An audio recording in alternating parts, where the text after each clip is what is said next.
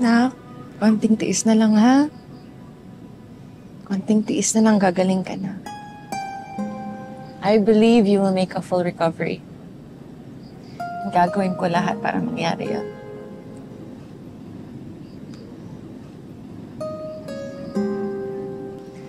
Nak, thank you ha. Kasi pinaparamdam mo sa akin kung paano maging nanay ulit. Ang tagal kong pinangarap yun. Namiss ko. Namiss kita sobra.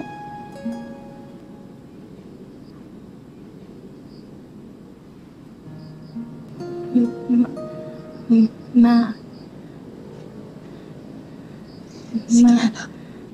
Ma. Sige na, kaya mo yan. Pilitin mo. Ma.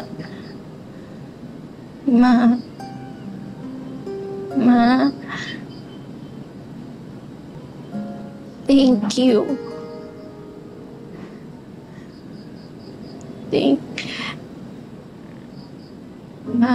Mahal.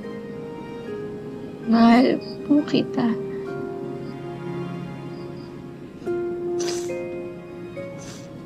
Mahal na mahal din kita, alam. Masarap marinig. Tanggal lahat ng pagod.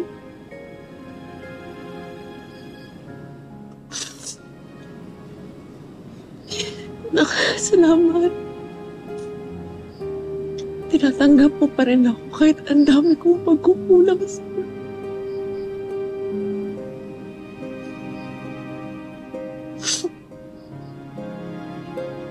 Ano?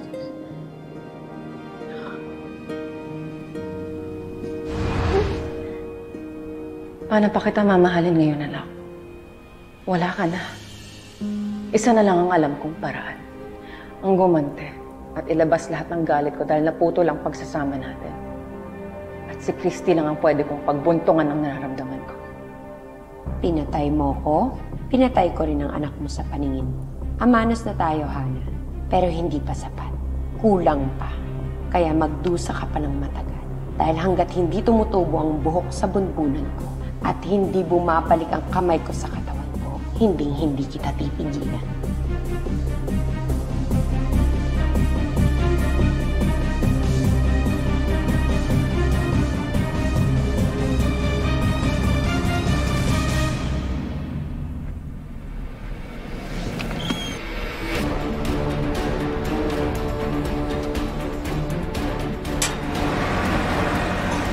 Hoy, teka lang!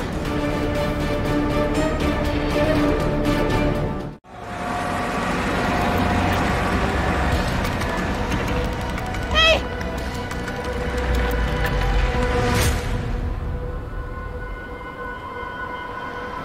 Manong dito na lang.